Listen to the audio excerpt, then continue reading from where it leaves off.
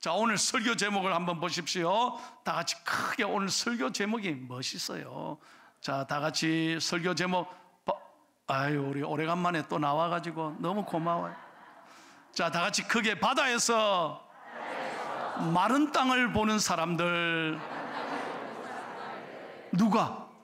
바로 우리가 그렇게 살아야 된다는 거예요. 하나님의 영, 성령이 임하는 사람은 바로 이런 사람들이 돼야 된다, 그 말씀이에요. 자, 오늘 본문의 배경은 우리가 너무나 잘 아는 말씀이에요. 이스라엘 백성들이 430년, 여러분 생각해 보세요. 우리는 일제강점기 70년도 역사의 아픔이었잖아요. 못 잊잖아요. 얼마나 고통이었습니까? 근데 무려 430여 년 동안 애굽에서 종살이를 했어요. 그때 하나님이 이스라엘 백성들의 신음을 들으시고 모세를 보내서 이스라엘 백성들을 해방시켜 주신 거예요. 바로의 손에서 그들을 건져 주신 거예요. 그리고 모세가 인도하고 가는데 문제는 뭐냐? 딱 가다가 홍해 바다를 만난 거예요. 더 이상 갈 길이 없는 거예요. 아이고, 하나님이 우리를 이끌어 주셨는데 왜 홍해 바다를 딱 만나게 하느냐, 이 말이에요. 뒤에는 지금 애굽의 군대들이 칼을 들고 죽이려고 쫓아오는 거예요. 얼마나 어려운 상황입니까? 그때 이스라엘 백성들이 앞에는 홍해 바다, 뒤에는 애굽 군대, 사면초가예요. 진퇴양난의 상황이에요. 그러니까 하나님이 애굽의 군사들의 손에서, 바로의 손에서 건져주신 거는 다 잊어버리고, 사람이 말이죠, 잘 될 때는 몰라요. 다 지가 잘해서 잘한 것 같아. 그렇게 하나님께서 구원해 주시고 인도해 주셨는데 다 잊어버린다고. 막상 그러고 어려움을 만나봐요.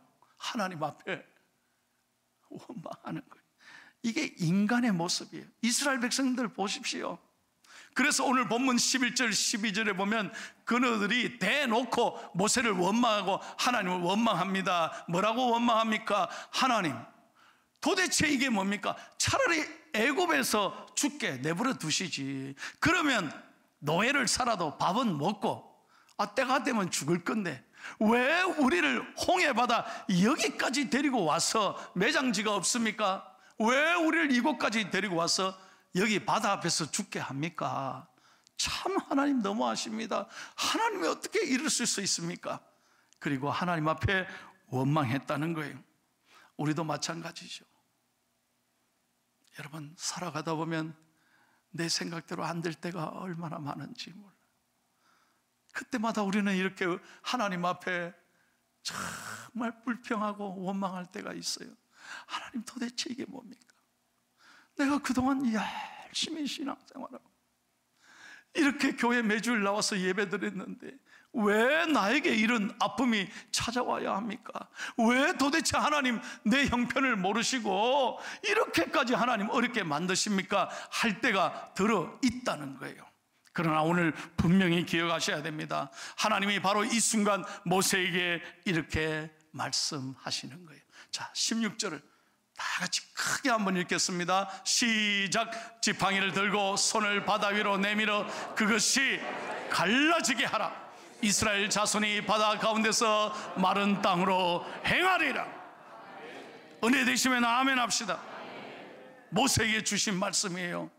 모세와 두려워하지 말라. 이스라엘 백성들아, 너희들이 두려워하고 염려하지 말라. 오늘날 너희를 위하여 행하시는 하나님의 구원을 보라. 하나님이 무능해서, 하나님이 부족해서, 하나님이 몰라서 우리를 여기까지 인도한 게 아니에요. 하나님이 원하시는 것은 이스라엘 백성들에게 다시 한번 믿음을 주시는 거예요. 그 바다, 죽음의 바다에서 마른 땅을 볼 수 있는 믿음의 눈을 가지라는 것입니다. 그리하면 하나님께서 책임져 주시고 선하게 인도해 주시는 거예요. 여러분, 놀랍게도 14장 21절 보십시오. 오늘 21절을 읽지 않았습니다만 24절, 21절 다 같이요. 하나님의 역사가 어떻게 일어났습니까? 시작. 모세가 바다 위로 손을 내밀매 여호와께서 큰 동풍이 밤새도록 바닷물을 물러가게 하시니 물이 갈라져 바다가 마른 땅이 된지라. 할렐루야. 이스라엘 백성들이 한 번도 바다가 갈라지게 될 거란 걸 상상해 본 적이 없습니다. 그런데 하나님은 놀라운 일을 행하신 거예요. 여러분, 다시 한번 말씀드립니다. 우리 생각에는 끝이다. 왜 하나님이 여기 이렇게까지 어렵게 하시나? 그런 절망적인 상황을 만날 때 우리는 두려워하고 불평하고 원망할지 몰라요. 그러나 하나님께서 원하시는 것은 오늘 내가 어떻게 믿음으로 서 있느냐, 어떤 믿음으로 하나님 앞에 나아가느냐, 이것이 중요한 거예요. 성령의 사람은 이렇게 살아야 한다는 것입니다. 여러분, 오늘 교회 갔더니 성령 강림 주일이다. 그래서 성령에 관한 노래 부르고 끝. 그게 아닙니다. 우리에게 성령이 역사하는 사람, 하나님의 영이 있는 사람, 내 속에 예수 그리스도가 있는 사람은 절대로 어떤 상황에도 바다 앞에 선다 할지라도 두려워하지 말고 마른 길을 볼 수 있는 믿음의 시각을 가지고 도전해야 한다는 것입니다. 이것이 바로 성령의 사람의 특징인 거예요. 오늘 여러분에게 정말 간절하게 말씀드리고 싶습니다. 사랑하고 존경하는 우리 포항중앙의 모든 성도 여러분, 어려운 때입니다. 여전히 3년째 코로나가 끝나지 않고 있습니다. 물론 좋아졌습니다. 그러나 우리의 상황이 여러 가지 정치, 경제, 사회 모든 면에서 어려움이 계속되고 있습니다. 전쟁이 계속되고 있습니다. 물가도 오르고 살만한 것이 하나도 없어요. 너무너무 힘든 때예요. 그러나 이런 때 여러분, 우리 성도들은 안 되겠다, 힘들다, 죽겠다, 못 살겠다, 하나님 앞에서 그런 불평이나 원망하며 시간을 보내는 것이 아니라 이 바닷속에도 마른 길을 바라보고 희망을 갖고 용기를 가지고 당당하게 살아내고 버티고 이기는 것, 이것이 성령의 사람이라는 거예요. 적어도 우리가 예수 믿으면 좀 달라야 되잖아요. 예수 안 믿는 사람도 희망을 갖고 사는데 왜 우리가 예수 믿으면서 낙심하고 절망하며 살아야 하겠습니까? 예수님께서 우리에게 보여주신 모습이 바로 이것입니다. 사복음서에 보면 예수님은 모든 사람들이 포기한 그 사람들을 끝까지 붙드셨습니다. 여러분, 그 당시 세리, 창녀, 죄인들은 이방인들까지 사람 취급도 하지 않았습니다. 모든 사람이 그들 도 보지도 않았습니다. 그런 사람은 인간 취급도 하지 않았습니다. 그런데 예수님은 언제나 죄인들과 함께 하셨고 언제나 창녀들과 언제나 세리들과 예수님은 함께 하셨습니다. 왜요? 예수님은 포기하지 않으셨다는 거예요. 그 사람들 끝까지 붙잡고 계셨고 그들의 친구가 되셨습니다. 그들 속에 놀라운 예수님의 은혜가 임하고 역사를 보십시오. 그들을 통해 하나님의 나라가, 하나님의 영광이 임하게 된 것입니다. 심지어 삭개오는 동족들에게서 손가락질 받는 사람이었어요. 자기밖에 모르는 구두쇠라고 모든 사람이 요즘 말로 하면 왕따 시킨 사람이에요. 상대도 해주지 않았습니다. 그런데 예수님은 포기하지 않았습니다. 삭개오를 사랑했습니다. 삭개오를 보는 순간 삭개오야 내려오라, 내가 너의 집에 유하여야 하겠다. 예수님이 그 집에 들어가실 순간 삭개오의 인생이 완전히 달라지게 된 것입니다. 그 집안의 은혜를 받고 하나님의 구원이 임하게 된 것입니다. 사랑하는 성도 여러분, 저와 여러분도 마찬가지. 우리는 아무것도 아닌 거예요.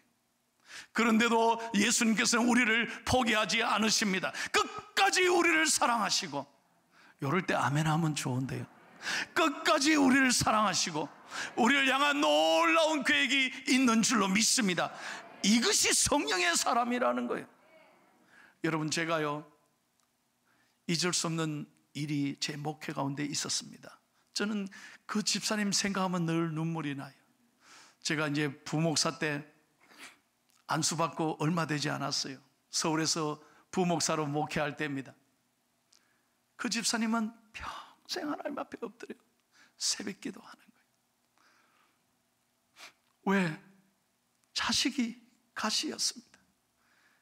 그 그 집에 그 자식 하나가 늘 어머니 마음에 상처를 주는 거예요. 왜? 3스타였습니다. 3스타는 뭐냐? 장군이란 말이 아니고 감옥에 3번 들어갔다 이 말이에요. 그래, 감옥에 들어갈 때마다 뭐 애를 패지, 남의 그 도적질하지, 사고치지. 그래서 그때마다 엄마가 눈물로 기도하고 돈을 써가지고 또 빼주고 막. 그래서 그때마다 제가 제 교구니까 너무 잘 알죠. 새벽에 와서 하나님 앞에 막 웁니다. 근데 이번에도 보니까 새벽에 와서 울고 계시더라고. 아, 감이 왔습니다. 이 자식이 만나긴 만나버리냐. 저는 그런 막 분노가 막 일어나. 그 어머니를 너무나 내가 잘 아니까요. 어떻게 어머니 눈에 이렇게 눈물을 내게 하는 자식이 있으면 막 내가 화가 나더라고. 근데 어느 날 새벽 기도만 저를 찾아왔어요. 딱 감이 왔어요. 아, 면회하러 가자는구나. 집사님, 면회하러 가자 그러죠? 가지 마세요 그랬어요. 목사님, 그래도 목사님 한 번만, 저를 봐서 한 번만. 집사님이 그러니까 안 돼요. 버릇을 고쳐야지 말이야. 맨날 그렇게 안 됩니다 이렇게 하고. 근데 돌아서니까 너무 마음이 아파. 그럼 한 가지 약속합시다. 뭡니까? 이번에 가서는 절대로 아들 위하는 말 하지 말고, 아들 진짜 원한다면 야단치시고 분명하게 우리 고치고 그렇게 옵시다. 그래 안 하면 나 안 갑니다. 집사님 맨날 가서 울고 말이야. 그러니까 이 애들이 정신을 못 차린 거 아닙니까? 이번에 가서 단디 얘기하면 내 간다. 그러니까 알았습니다. 그래서 새벽 기도 끝나고 내 차로 모시고 서울구치소로 갑니다. 가는데요, 그냥 가는 게 아니야. 뭘 보따리를 차. 이게 뭡니까? 목사님 미안해. 이게 뭡니까? 냄새가 솔솔 나. 그 자식도 자식이라고 말해요. 밤새도록 음식을 싸서 가는 거야. 아이고 내 마음이. 그래서 1시간인가 기다리고 면회를 했습니다. 딱 처음에 만난 순간 내가 그랬어요. 집사님, 단디 나무래야 돼요. 이번에 확실히 버릇을 고쳐야 됩니다. 절대로 마음 약해지면 안 됩니다 하고 딱 만났어요. 나왔어요. 푸른 제수복을 입고 아들이 나왔어요. 첫 마디가 뭐냐? 밥 먹나? 옆에 있다가 제가요, 밥 먹나는 소리에, 야, 이게 어머니구나. 제가 뭐라고 말하겠어요? 밥 먹었나? 야야, 밥 먹었나? 여러분, 이게 우리 부모님일 것입니다. 남들이 다 손가락질해도 어머니는 그 아들이 최고일 것입니다. 포기하지 않을 것입니다. 내 자식이기 때문에 너무너무 소중하고, 어떤 아픔이 있더라도 그 아들에게 대한 용기와 희망을 버리지 않고 기도하시고 그 아들을 건져낼 것입니다. 그게 어머니 아니겠습니까? 여러분, 그렇습니다. 우리 하나님이 마찬가지예요. 여러분, 우리에 대한 놀라운 계획이 있어요. 오늘 다시 한번 여러분에게 강조합니다. 앞에 홍해의 바다가 여러분을 가로막고 있다 할지라도 우리는 믿음으로 마른 길을 만들어내실 하나님을 믿음으로 바라보고 불평 원망하지 말고 감사함으로 나아갈 때 하나님은 우리 인생을 책임지실 줄로 믿습니다. 여러분, 이스라엘 백성들 보십시오. 이 놀라운 홍해의 기적을 체험했습니다. 그래서 광야 40년을 이제 하나님과 함께 하루하루 걸어갑니다. 그들에게 가장 큰 문제는 먹을 것, 마실 것, 의식주의 문제였습니다. 그런데 놀랍죠? 하나님은 그들만 보내지 않으셨습니다. 구름 기둥 불 기둥으로 그들을 지켜주셨습니다. 매일 40년간 하루도 빠짐없이 만나와 메추라기를 공급해 주셨습니다. 그리고 그들에게 쓴물을 단물로 만들어 주셨고, 출애굽기 17장에 보면 바위를 쳐서 생수가 터져 나오도록 그의 목마름을 해결해 주셨습니다. 그런데 여러분, 그들이 하나님의 은혜로 이 광야 40년을 동행하고 걸어왔지만 마지막 순간 가나안 땅에 입성할 그 당시 하나님 모세를 통하여 12명의 정탐꾼을 보내지 않습니까? 민수기 13장에 보면 12명 가운데 10명은 전부 다 못 들어갑니다. 들어가면 다 죽습니다. 오히려 하나님을 의심했습니다. 그들은 눈에 보이는 대로 불평하고 원망했습니다. 부정적인 보고를 했습니다. 여러분, 그러자 그 모든 광야 1세대들은 10명의 말을 듣고 그들은 함께 불평하기 시작했습니다. 잘 기억하십시오. 이 모든 광야 1세대들은 가나안 땅에 들어가지 못했습니다. 지금까지 여기까지 인도해 주신 하나님의 놀라운 은혜를 잊어버리고 문제 앞에서 여전히 부정적인 시각을 가지고 불평하고 원망했을 때 하나님은 그들을 가나안 땅으로 입성하지 못하게 했습니다. 그 가운데 갈렙과 여호수아만이 오직 믿음으로 고백하고 긍정적인 신앙을 가지고 감사하며 나갔을 때 하나님이 그들을 축복하시고 그들로 인하여 가나안 땅을 전진하도록 만드셨다는 거예요. 민수기 14장 9절, 여러분 놀라운 고백을 우리 다 같이 읽겠습니다. 시작. 다만 여호와를 거역하지는 말라. 또 그 땅 백성을 두려워하지 말라. 그들은 우리의 먹이라. 그들의 보호자는 그들에게서 떠났고 여호와는 우리와 함께 하시느니라. 그들을 두려워하지 말라. 은혜 되시면 아멘 합시다. 보십시오. 여호수아와 갈렙은 이렇게 고백합니다. 그들은 우리의 밥이다, 먹이다. 왜? 하나님이 함께 하십니다. 두려워하지 말라는 거예요. 이것이 믿음이고 이것이 성령의 사람의 특징이라는 거예요. 오늘 조금 전에 2부 예배 때 80순이 넘은 어르신이 저한테 와서 이번 주간에 폐암 수술을 하신대요. 그래서 저한테 기도받고 가셨습니다. 오늘 교회 나오시기 전까지는 두려웠다고 그래요. 마음이 힘들었다고 그래요. 과연 내 수술이 잘 될까? 괜히 수술 받는 것 아닌가? 여러 가지 걱정으로 지난밤 며칠 밤 잠을 못 주무셨다고 그래요. 그런데 오늘 교회 나와서 말씀을 듣고 하나님께 맡기고 하나님을 의지했더니 목사님 평안합니다. 왜? 하나님이 함께 하실 거니까. 이것이 우리의 믿음이어야 한다는 것입니다. 여러분, 베드로를 비롯한 11명의 제자들 보십시오. 예수님이 돌아가셨을 때 그 십자가에 나를 위해서 온갖 고통을 지시고 인류를 구원하기 위해 죽으셨을 때 그들은 비겁하게 도망갔습니다. 얼마나 예수님 마음이 아프셨을까요? 그런데 이 부족한 제자들을 부활하신 예수님께서 만나 주셨습니다. 그들에게 성령의 은혜를 선포해 주셨습니다. 그럴 때 그들이 기도하기 시작했고 복음을 전하기 시작했고 초대교회가 세워지기 시작했습니다. 여러분, 그러므로 말미암아 로마가 무너지고 기독교가 국교로서 선포하게 되고 온 세상에 유럽에 복음이 전해지게 된 것입니다.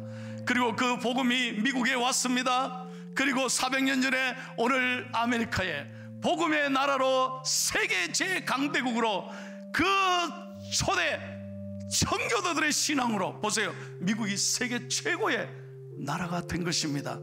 140년 전에 여러분 미국의 젊은 선교사들 가장 명문대에 나왔던 그 귀한 선교사님들이 이 140년 전 조선의 땅, 누가 조선을 압니까?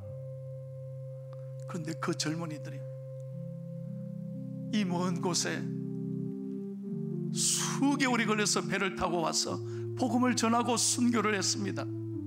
그래서 한국교회, 여러분, 한국 역사에 140여 년 만에 이렇게 교회가 세워지고 병원이 세워지고 학교가 세워지고 하나님의 은혜로 우리 대한민국이 세계 10대 가는 좋은 나라, 잘 사는 나라가 됐다는 거예요. 성령의 사람을 통해서 하나님의 역사가 이루어진 거예요. 여러분, 역사는요, 한 사람을 통해서 일어나는 거예요. 성령의 사람 한 사람 통해서 가정이 변화되고 교회가 변화되고 직장이 달라지고 우리 포항시가 달라지고 민족이 달라지게 될 줄로 믿습니다. 지금 세계적으로 식량 전쟁이 일어나고 있습니다. 어제 뉴스 보셨습니까?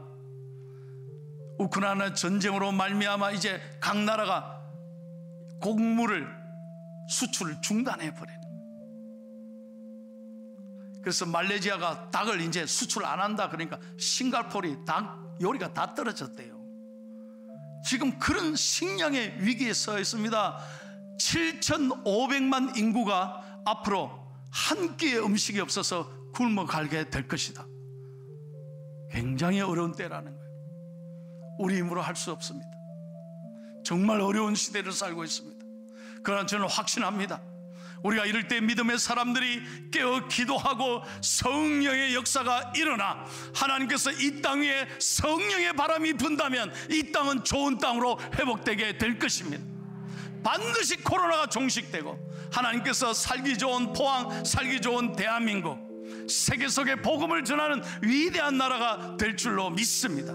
성령이 역사하는 사람, 꿈을 꾸고 끝까지 견디고 버티고 믿음으로 이겨낼 때 하나님은 우리의 꿈을 놀랍게 이루어 주실 줄로 믿습니다.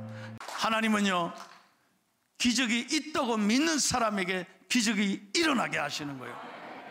여러분, 성령이 역사하시면 꿈을 꾸게 됩니다. 절망이 바뀌어 희망으로 바뀌게 될 것입니다. 눈물이 바뀌어 찬송이 되고 간증이 되고 은혜가 될 줄로 믿습니다. 이번 한 주간 여러분, 하나님을 기대하십시오. 믿음을 가지고 성령을 붙잡고 살아가십시오. 여러분의 가정에 이번 한 주간 좋은 일이 많아지기를 예수님의 이름으로 축원합니다.